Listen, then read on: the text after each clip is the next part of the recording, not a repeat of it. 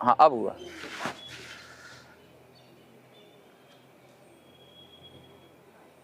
नमस्कार पेंशनर्स, मैं मनोज सुराजी। बजट सत्र आ गया है।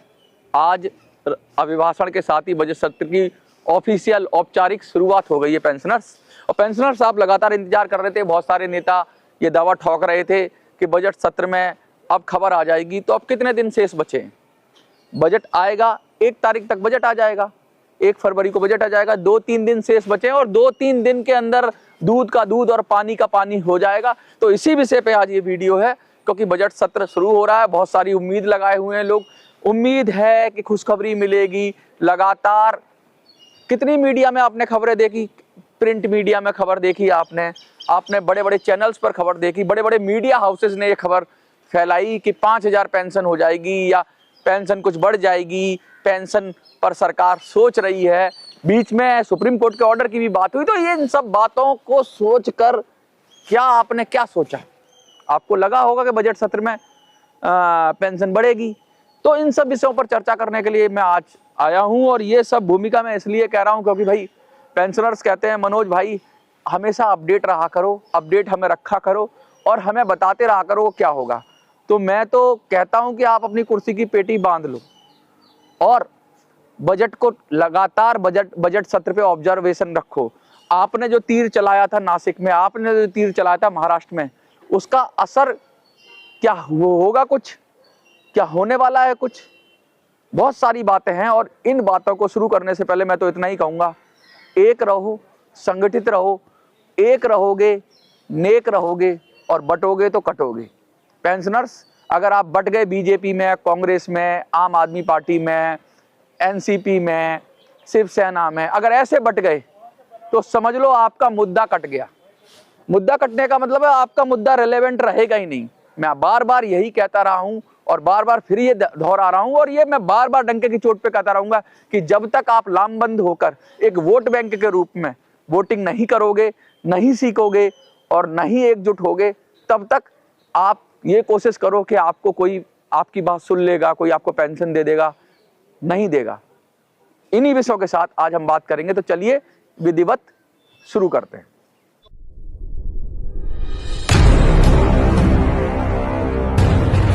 पेंशनर्स, लगातार आपने देखा कि हर बार बजट आता है तो उससे पहले खबरें चलती हैं, कोई चुनाव आता है तो उससे पहले खबरें चलती हैं। और लगातार ये बिल्कुल ऐसे कुछ तो ऐसे चला दिए थे, हमारे सोर्सेस से, गुप्त सूत्रों से हमें पता लगा है, सरकार के सूत्रों से हमें पता लगा। ये सारे सूत्रों को मूत्र विसर्जन कर देना चाहिए मेरी समझ से। तो आज मैं खड़े होकर, आज शुरू हो रहा है सेशन और मैं बोल रहा हूं कि इन सारे सूत्रों का मूत्र विसर्जन कर देना चाहिए। क्यों? क्योंकि ये सारे सूत्र, बड़े बड़े लोग, ये कहां से आते हैं सूत्र और फिर कहां चले जाते हैं? भाई अगर कोई खबर नहीं है तो तुम क्यों चलाते हो खबर? मैं आज फिर खड़े होकर कह रहा हूं जंतर मंतर की भूमि से कि मैं गलत हो जाऊं। मैं आज फिर ये कह रहा हूं कि बजट में EPS 95 पेंशनर्स के लिए कोई बड़ा ऐलान हो जाए। मैं अभी व्यथित हूं, दुखी हूं कि भाई सरकार क्यों नहीं कुछ कर रही है। मेरी शिकायतें हैं। इस समय देश में गर्मी का माहौल है। UGC पर आप देख रहे हैं लगातार प्रोटेस्ट हो रहा है। UGC के जो नए नियम आए हैं उन पर प्रोटेस्ट हो रहा है। हर चीज को मुद्दा बनाया जा रहा है। UGC वाला मुद्दा बन रहा है, ठीक है। इससे पहले और बहुत सारे मुद्दे बने देश के अंदर, लेकिन पेंशनर क्या आपका मुद्दा कभी बना? पेंशनर आपका मुद्दा बन ही नहीं पाता है क्योंकि पेंशनर आप वोटर नहीं बन पा रहे हो। लेकिन मैं धन्यवाद अदा करना चाहता हूं उन लोगों का जिन्होंने महाराष्ट्र में मेरी बात मानकर नोटा को वोट किया और आज कम से कम महाराष्ट्र में लोकल स्तर पर यह मुद्दा तो छाया, ये मुद्दा तो बना, नोटा का मुद्दा तो बना। अगर इसे और ताकत से कर दिया जाता ना इस्तेमाल, महाराष्ट्र में एक कानून होता है कि अगर नोटा को सबसे ज्यादा वोट मिल जाएंगे नगर निगम के चुनावों में तो वहां का चुनाव ही निरस्त हो जाता है, दोबारा चुनाव कराना पड़ता। सोचो कितना बड़ा काम कर देते आप। हमारे एक साथी ने क्या किया और लोगों को समझाया और लोगों को कहा एक वोट दे दो। मैं कहता हूं मेरे साथी की कमजोरी थी। अगर वो साथी कहता ना कि 4 घर में तुम्हारे 4 वोट है तो चारों आपको नोटा को देने हैं, भाई एक क्यों दो? ये कोई टेस्ट कर रहे हो क्या? जब आप टेस्ट कर रहे हो यानी आपको अपने आप पर विश्वास नहीं है, आपको अपने आप पर भरोसा नहीं है, आपको अपने आप पर आपका संकल्प अधूरा है, आपके मन में डाउट है, तभी आपने ऐसा किया। पूर्ण संकल्प के साथ एक प्रयास, एक साथ एक प्रयास करोगे तब जाके आपको सफलता मिलेगी। बजट सत्र शुरू हो गया है, अभिभाषण होगा, अभिभाषण के बाद सरकार की नीतियों की बात होगी। पहले सत्र में दो चरणों में ये सत्र है, 65 दिन का ये सत्र है, टोटल 65 दिन का है। 28 तारीख से शुरू हो रहा है और 2 अप्रैल तक जाएगा। बीच में एक ब्रेक लगता है, 13 तारीख के बाद ब्रेक लग जाएगा और फिर शायद मार्च में शुरू होगा और फिर 2 अप्रैल तक चलेगा।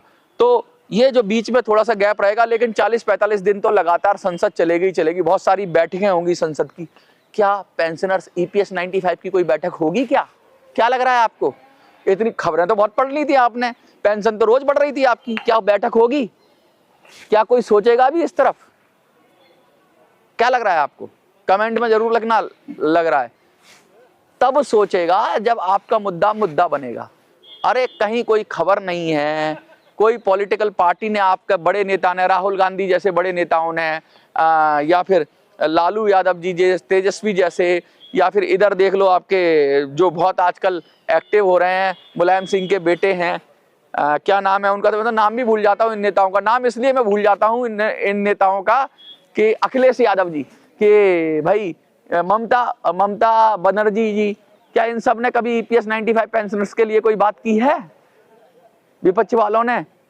और पक्ष वालों से तो उम्मीद ही क्या करें, पक्ष वाले तो मिल लेते हैं, गुलदस्ता ले लेते हैं। अभी हाल फिलहाल एक मैंने फोटो देखा है कि बीजेपी के अध्यक्ष को हमारे सम्मानित एक बुजुर्ग पेंशनर्स हैं, उन्होंने वो दे दिया अपना एजेंडा। अरे किस किस को समझाओगे? हर बार एक नया बीजेपी का अध्यक्ष आ जाएगा, अब उसको समझा रहे हैं। अब तक समझा ही नहीं पाए आप कितना कितना कितना कितना कितना परेशान रहोगे, कितनी बार समझाओगे? ये समझ क्यों नहीं रहे हैं? क्योंकि आपके प्रयास में कमी है पेंशनर्स, आपके मोटिवेशन में कमी है पेंशनर्स, आपके कहने के लिए जो चाहिए ना जिगरा, उस जिगरे में कमी है कहीं ना कहीं। सीधा कह नहीं पा रहे हो। आप बीजेपी के अध्यक्ष से मिलते हो, जाके आप उनको बताते हो कि ये हमारी समस्या है, तो आप तो प्रधानमंत्री से ही मिल चुके हो, अब नए अध्यक्ष को बता रहे हो। भैया सबको पता है, लेकिन सबको ये भी पता है कि पेंशनर्स कुछ करने वाले नहीं है, पेंशनर्स के बस का कुछ नहीं है, ये पार्टियों में बटे हुए हैं, ये पेंशन के नाम पर वोट नहीं देते हैं, इनकी जिंदगी आराम से चल रही है, इनको जैसे चाहे वैसे कर लेंगे।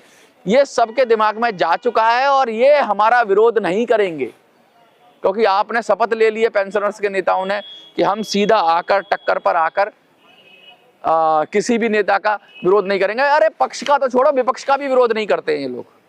पक्ष से मिलके आ जाते हैं, विपक्ष से भी मिलके आ जाते हैं इनके। अरे भैया ऐसे मांगने से भीख भी नहीं मिलती, बिन मांगे मोती मिले और मांगे मिले ना भीख। तो ये भीख भी नहीं मिल रही है, और भीख नहीं, ये तो अधिकार है। कहते हैं कि पेंशन अधिकार है, हक है, तो हक कहाँ गया आपका? सब आ रहे हैं, सब प्रोजेक्ट पास हो रहे हैं, एरा गैरा नत्थू खैरा सब प्रोजेक्ट लेके चले जा रहे हैं, सब कुछ ना कुछ करे जा रहे हैं, लेकिन आपका नंबर नहीं आ रहा है। हम कहते थे कि बुजुर्गों को सबसे आगे रखेंगे, बुजुर्गों को सबसे पहले रखेंगे, बुजुर्गों को सबसे पहले हक और अधिकार देंगे, लेकिन आज बुजुर्गों को सबसे पीछे, प्रायोरिटी में सबसे पीछे हैं। नरेंद्र मोदी जी की प्रायोरिटी में बुजुर्ग सबसे पीछे हैं। क्यों? क्योंकि बुजुर्ग सोच रहा है कि मैं तो असहाय हूं, मैं तो निर्बल हूं, मैं तो कमजोर हूं।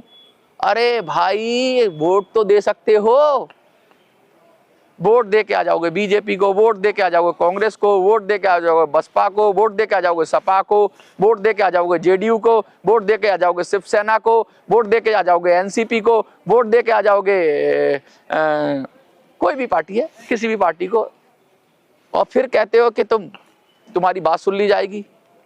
अरे राजनीतिक रूप से कब तुम वोट बैंक बनोगे? मुझे ये सवाल का जवाब दो। क्यों ऐसा बोलता हूं, बार बार बोलता हूं, क्यों? क्या मैं भी पॉलिटिकल पार्टी बना सकता हूं? फिर लोग कहने हैं मनोज तो नेतागिरी कर रहा है।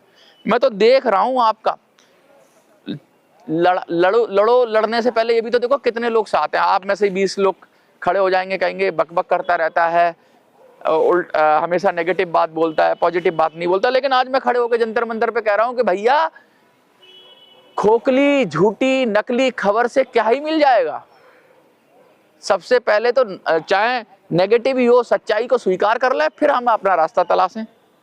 मैं तो यही कह रहा हूं, एक ही रास्ता है, पहले सच्चाई को स्वीकार करो कि आपके ये जितने भी नेता हैं या जितनी भी पॉलिटिकल पार्टियां हैं, ये आपके मुद्दे से इनको कोई सरोकार नहीं है, कुछ नहीं है। सबसे पहली सच्चाई ये स्वीकार कर ली तो आपको अपने पाप खुद ही हरने पड़ेंगे। कहने जिसके पैर न फटे बबाई वो क्या जाने पीर पराई, ऐसा कुछ है। मतलब जिसके खुद चोट ना लगी है वो दूसरे का दर्द नहीं समझता।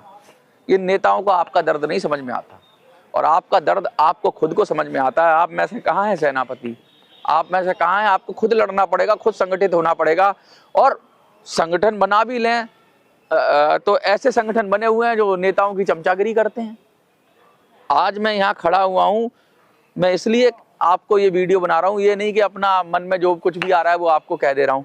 मैं इसलिए बना रहा हूँ कि आज उन सब खबरों का एक अकेला मैं था, शायद एक आध होगा तो मुझे पता नहीं, जो ये कह रहा था कहीं से कोई खबर नहीं आ रही है। एक अकेला मैं था।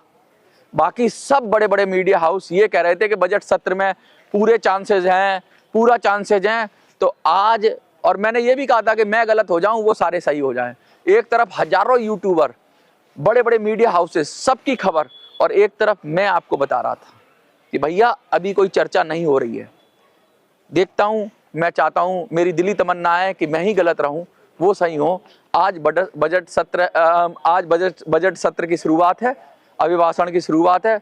आज अभिभाषण में शायद मुद्दा आ जाए आपका, जो अभिभाषण है, जो सरकार की नीति के बाद अभिभाषण होगा, फिर आर्थिक सर्वेक्षण की रिपोर्ट पेश होगी, उसके बाद बजट पेश होगा।